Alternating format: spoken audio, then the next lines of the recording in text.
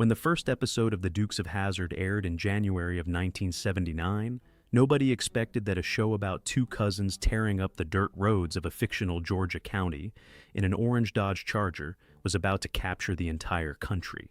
The show ran 7 seasons and 147 episodes. At its peak, it was pulling in up to 40 million viewers every single week. It was a genuine phenomenon. But what happened to the people who brought those characters to life? Did you know that one of the lead actors lied about his age and his hometown during his audition, and it worked?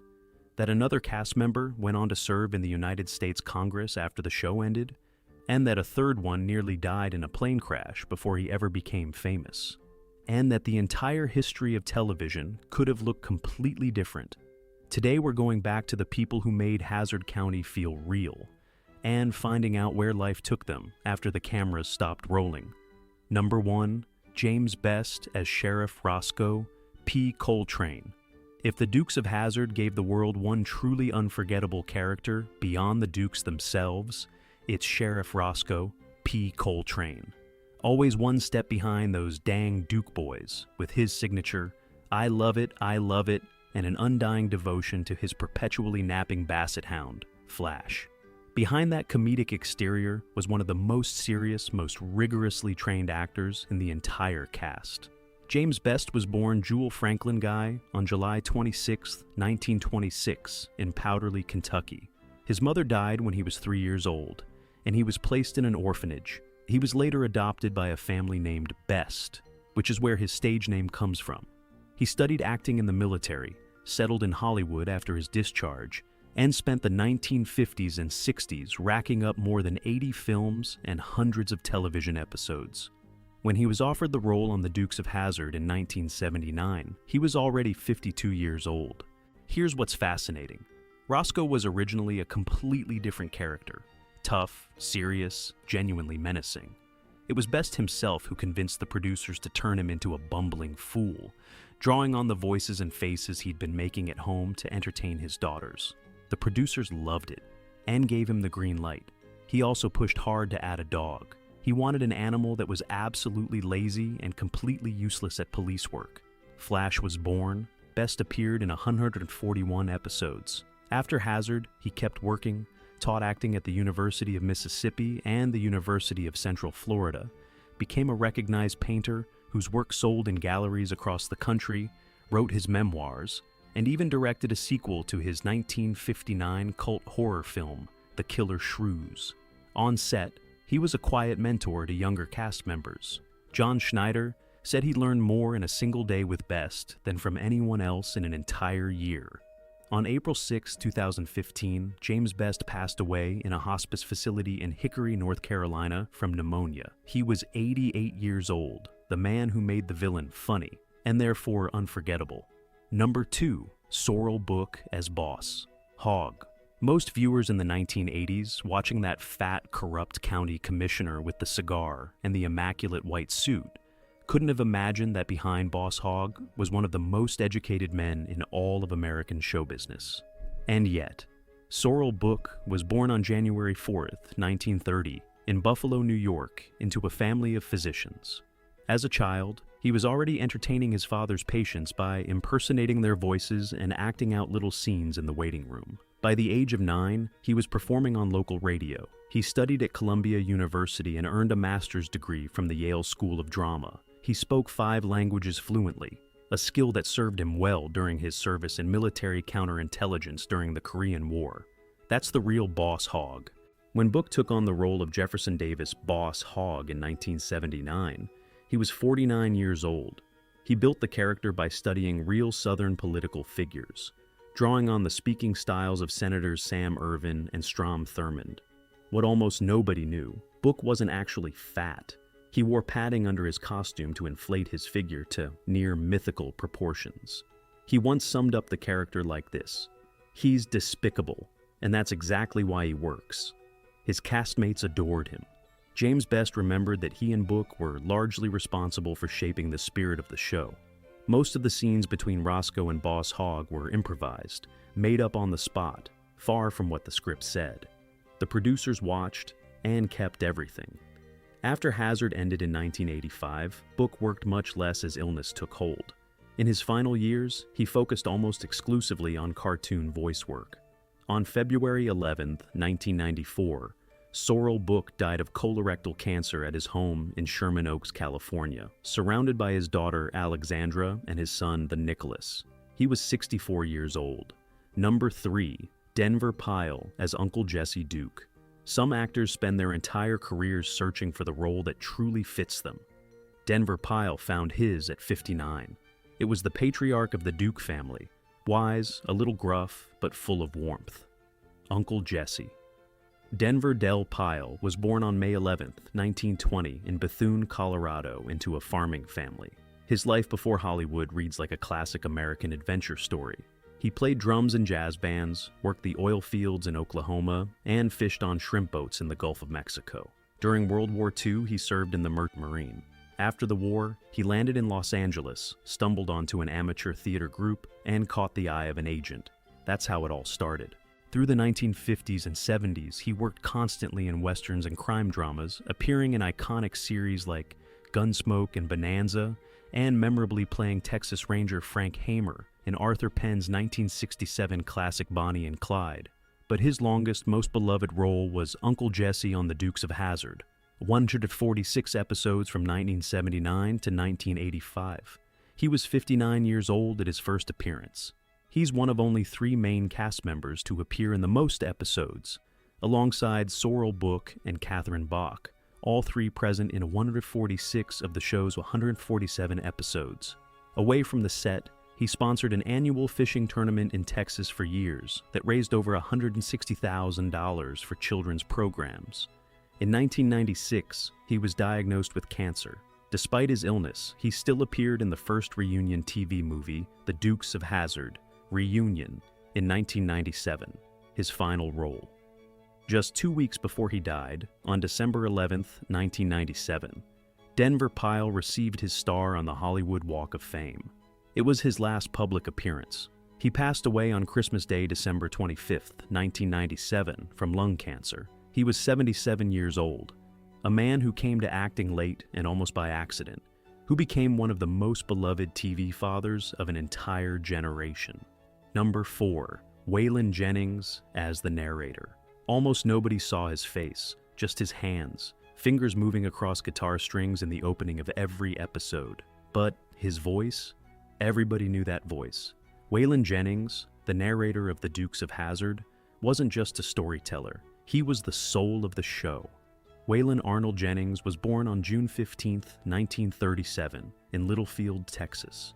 He learned guitar at 8 and was already performing on local radio by 14. He dropped out of school at 16 to play music full-time. His path to fame almost ended permanently in 1959.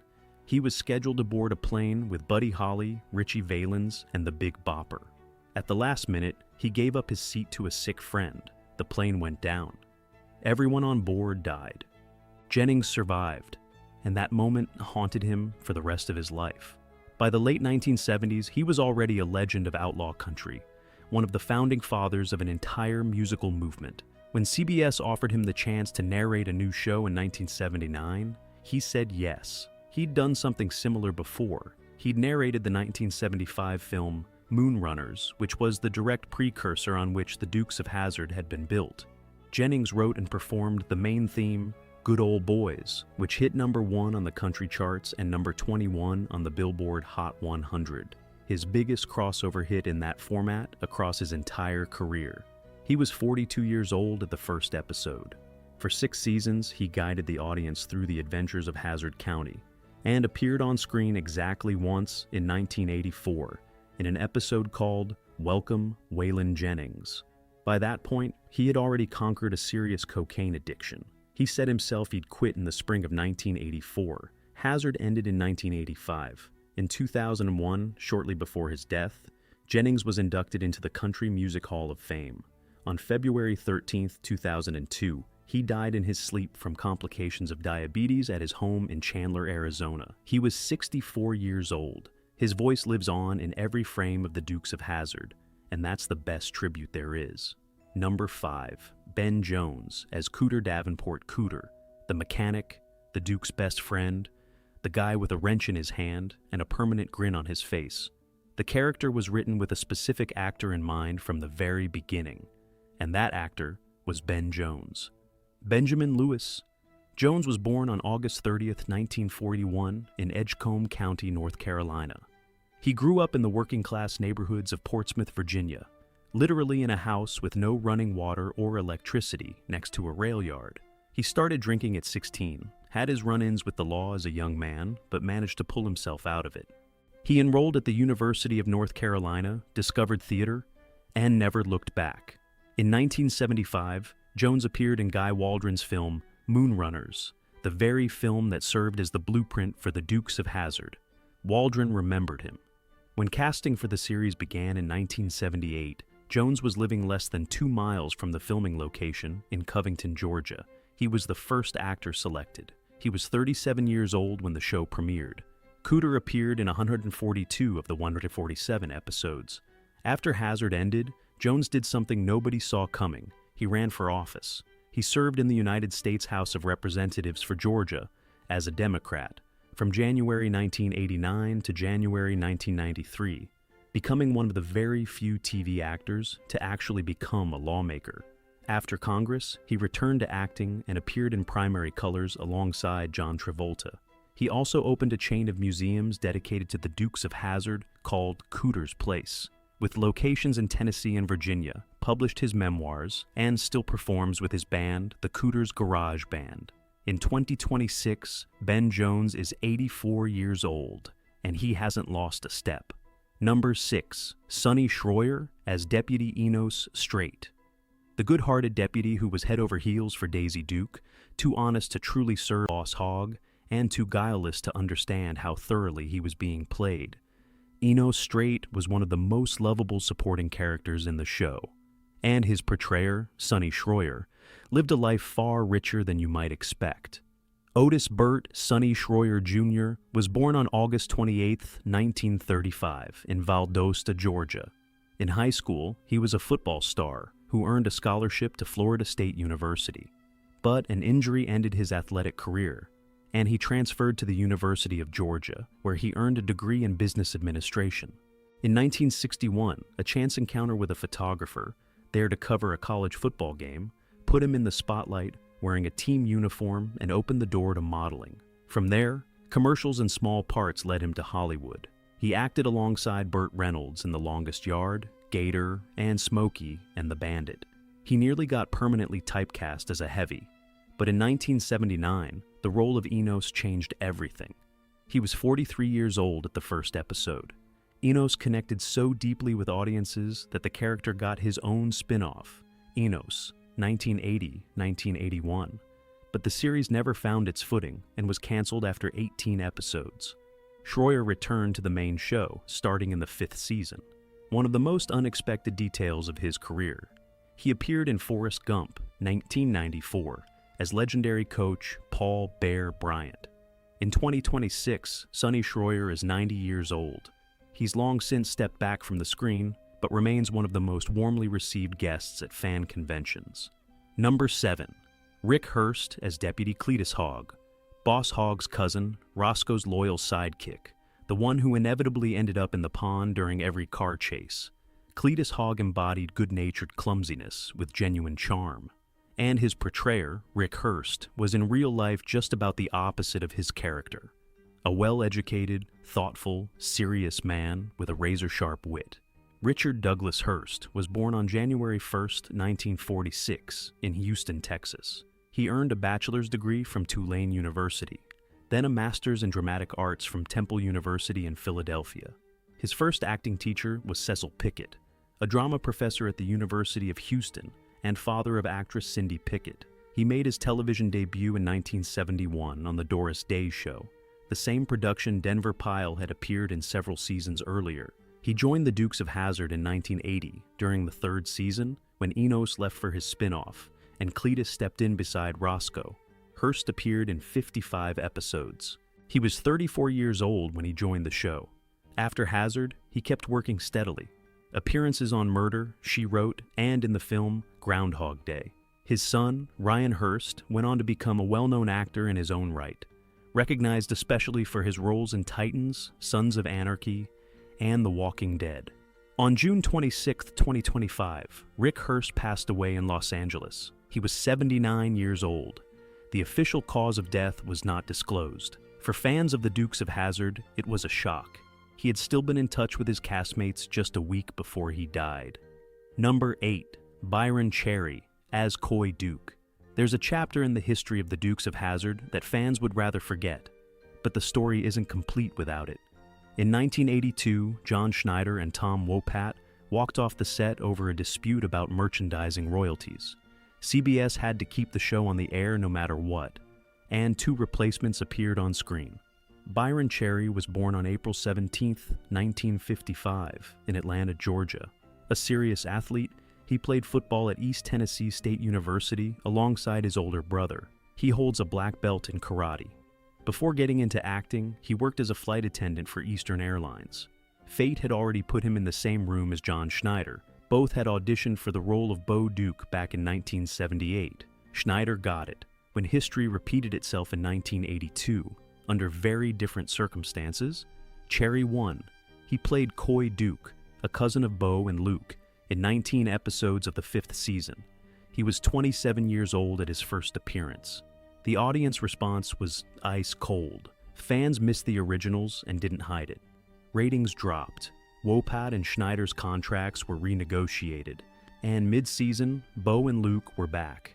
Coy and Vance quietly disappeared. After Hazzard, Cherry appeared on Murder, She Wrote, and in the miniseries Vietnam War Story. Warner Brothers offered him a 3-year development deal.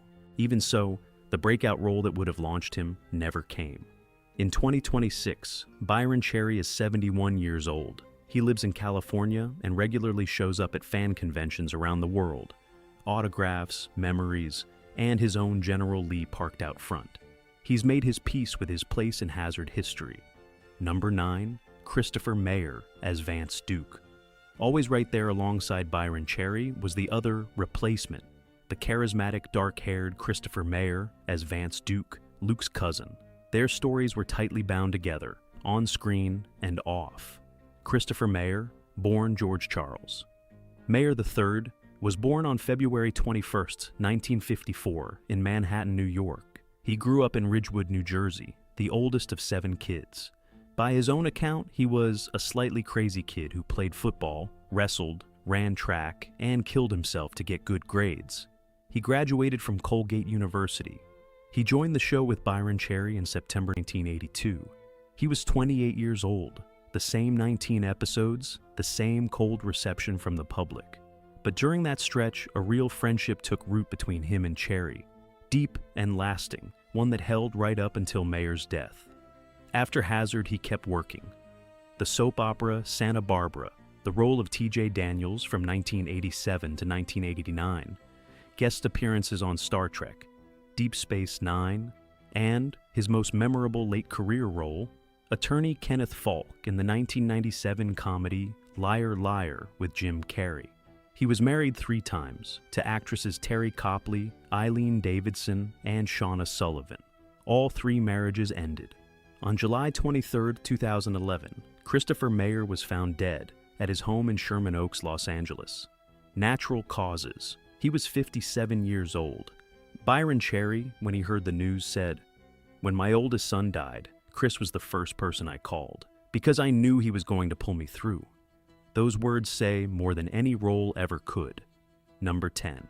Flash, the Basset Hound, as herself, yes, we're including the dog. Because Flash isn't just an animal in the background or a cute addition thrown in for a few laughs. Flash is a character, one of the most beloved performers in the entire show. So memorable that for a lot of viewers, she's just as unforgettable as any human cast member. Flash arrived in the 3rd season, 1980, as Sheriff Rosco P. Coltrane's dog. It was James Best himself who brought the idea to the producers, and he was specific about one crucial detail. The animal had to be absolutely lazy, constantly indifferent to all the chaos around her, and completely useless for police work. The producers had pictured a German shepherd, something more classic, more official, more in line with the usual idea of a sheriff's dog. So they were caught off guard when Best laid out his vision. He wanted the exact opposite, a slow, placid dog who refused to participate in the action with something close to regal dignity. Several different Basset hounds played Flash over the course of the show, depending on filming needs and camera angles, but the primary performer was a dog named Sandy, a Basset hound pulled from a Los Angeles shelter and trained by animal handler Alvin Mears. Best personally bought a share of ownership in the dog, which tells you everything about how seriously he took the character. Cast members say the bond between Best and Sandy was completely authentic, not performance. You could feel a genuine warmth in their scenes together, a quiet, real affection that simply couldn't be manufactured. For risky scenes, or when the production wanted to eliminate any chance of harm, they used a stuffed stand-in nicknamed Flourish, a detail that's become almost as legendary among fans as Flash herself. Sandy lived to be 14 years old, a solid run for a dog of her breed. Flash's fate in the fiction is addressed between the 1985 finale and the 1997 reunion movie, with Rosco genuinely grief-stricken, as though he'd lost not just a dog, but a piece of his whole world. Back in 1981, Best had even recorded a song called Flash for the show's official soundtrack, a touching ballad dedicated to his on-screen companion, full of that simple, slightly nostalgic affection that perfectly captured their partnership. Very few TV animals have ever been honored like that. Flash wasn't a prop. She wasn't there just to soften a scene or fill the background. She was part of the soul of the Dukes of Hazzard. Number 11, Tom Wopat as Luke Duke. The dark-haired one, the steady one, the one who figured out the plan while Bo floored it. Luke Duke was the older half of the duo, and his portrayer, Tom Wopat, always looked a little younger on screen than he actually was. Thomas Stephen Wopat was born on September 9, 1951, in Lodi, Wisconsin, the son of a dairy farmer, one of 6 kids, with Czech roots on his father's side. By 12, he was already performing in musicals. He studied at the University of Wisconsin, then dropped everything to go on the road with a rock band. He eventually landed on Broadway, making his debut in 1978 in the musical I Love My Wife. When he showed up to audition for the Dukes of Hazzard, he had real stage experience under his belt, and he got the part over Dennis Quaid and Gerald McRaney. At the first episode, Tom Wopat was exactly 10 years older than John Schneider. Schneider was 18, Wopat was 27. Together, they became one of the most recognizable duos in American television of that era. In 1981-82, both left the show over a dispute about salaries and licensing rights. The replacements didn't work. They came back. After Hazzard, Wopat threw himself fully into what he'd always loved, Broadway and music. He earned 2 Tony Award nominations and released 13 studio albums. He appeared in Quentin Tarantino's Django Unchained and in the series The Blacklist. In 2017, he found himself at the center of a scandal after being arrested on charges of indecent assault and battery and cocaine possession. Some charges were dropped, but the damage to his reputation was real. In 2026, Tom Wopat is 74 years old. He continues to perform and record, living proof that a television role doesn't define the whole of a person. Number 12, John Schneider as Bo Duke. The blonde behind the wheel of the orange Charger, with that wide grin and unshakable confidence, Bo Duke was the heart of the show. And his portrayer, John Schneider, landed the role in a way that's almost too good to be true. John Richard Schneider was born on April 8, 1960, in Mount Kisco, New York. By 8 years old, he was already acting in school productions. At 14, he moved with his mother to Atlanta, Georgia. In 1977, he landed a small part in Smokey and the Bandit. And then, in 1978, he walked into the audition for the Dukes of Hazzard. The producers were looking for someone in their 20s, from the South. Schneider was 18, and from New York. Didn't stop him for a second. He let his beard grow in, threw on a beat-up old hat, grabbed a beer can, and walked in as a genuine good old boy from Snellville, Georgia. He got the part. In the first episode of The Dukes of Hazzard, which aired on January 26, 1979, Schneider was 18 years old, the youngest member of the principal cast at launch. Alongside the show, he built a real music career. 4 singles hit #1 on the country charts, including I've Been Around Enough to Know and Country Girls. He became one of the rare performers to make it simultaneously as both an actor and a recording artist. After Hazzard, he played Jonathan Kent, Superman's adoptive father, in the series Smallville, 2001-2011, a role many consider the peak of his acting career. He's been part of over 100 projects, but his personal life has brought real hardship. In 2018, he spent several hours in custody over unpaid alimony. In 2023, he lost his third wife, Alicia Alain, to breast cancer, a loss that hit him deeply. In July 2024, he remarried, wedding Dee Dee Sorvino, the widow of actor Paul Sorvino. In 2026, John Schneider is 66 years old. He keeps filming, keeps recording, and stays actively involved in the Dukes of Hazzard fan community. The kid who told casting directors he was 24, and from Georgia never stopped chasing what he loves. Number 13, Catherine Bach as Daisy Duke. And finally, the one who became the single most recognizable symbol of the entire show. Not the orange charger, not Hazzard County, not even the dust, the chases, or the sound of trouble coming down a country road. Her, in those cut-off denim shorts behind the wheel of her Jeep, with a smile you simply couldn't forget. Catherine Bach as Daisy Duke changed popular culture permanently, and did it with a character who was far more memorable than a simple television beauty icon. Catherine Bach was born on March 1st, 1954, in Warren, Ohio. Her mother was of Mexican descent, her father of German descent. She grew up on a ranch in South Dakota and graduated high school in Rapid City. That rural background gave her a natural ease that later fit Daisy Duke perfectly.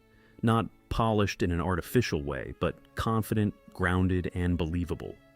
She studied acting at UCLA. Her first film role was a murdered student in the 1973 thriller The Midnight Man with Burt Lancaster. Then came a role in the 1974 Clint Eastwood film Thunderbolt and Lightfoot, where she began appearing alongside major Hollywood names before television made her famous. She was 24 years old when she auditioned for the Dukes of Hazzard in 1978, and she built the Daisy Duke look herself, literally. In the early episodes, she sewed part of her own costumes by hand, including the famous red bikini top from the pilot. Those shorts, the Daisy Dukes, she cut them even shorter than the script called for, turning a wardrobe choice into a cultural signature. And it's because of her that Daisy Dukes became a permanent part of the American vocabulary, used far beyond the series itself. A Daisy Duke poster sold 5 million copies. Her legs were insured for $1 million, a detail that only added to the legend surrounding her image. Beyond Hazzard, Catherine Bach's life has held real heartbreak. In 1990, she married Peter Lopez, a highly prominent entertainment attorney in Hollywood. They had 2 daughters together and built what, from the outside, seemed like a stable family life, away from the constant glare of the Daisy Duke phenomenon. On April 30th, 2010, Lopez was found dead of a self-inflicted gunshot wound, ruled a suicide. It was one of the most devastating moments of her life, a private tragedy that stood in painful contrast to the bright, cheerful image so many fans associated with her. After Hazzard, Bach kept working, with her most enduring role being Anita Lawson on the soap opera The Young and the Restless from 2012 to 2019. It allowed a new generation of viewers to see her not only as Daisy Duke, but as an actress who had continued her career long after the show that made her famous. In October 2025, she was hospitalized with a pulmonary embolism following surgery, news that shook her fans and reminded many how deeply attached they still were to her. But in April 2026, Catherine was photographed in Nashville, sitting at a restaurant table with a friend, radiant, relaxed, very much alive. "In Daisy Dukes," she told reporters. "Sure, come watch me pull weeds in the garden or hit the beach. Honestly, at the beach they still work just fine." It was funny, direct, and completely Catherine, a woman who understood the legend but never seemed trapped by it. In 2026, Catherine Bach is 72 years old, and she is still, without question, Daisy Duke, not as a frozen image from television history, but as the woman who created that image, lived beyond it, survived pain, kept her humor, and became more the real thing than ever. 7 seasons, 147 episodes, 40 years in the memory of viewers everywhere. The Dukes of Hazzard was so much more than a TV show. It was a portrait of an era, a love letter to the idea that you don't have to play by the rules, and a story about how real family is whoever's standing by you when the whole county's on your tail. Some of the people who brought Hazzard to life are gone now. Others are still here, still working, still remembering, but all of them are part of something that doesn't age. If this video got a smile out of you, or a little bit of that old feeling, hit subscribe. New stories about the actors who shaped our screens drop every week. And let us know in the comments. Who was your favorite character on the Dukes of Hazzard? Flash counts. She more than earned it.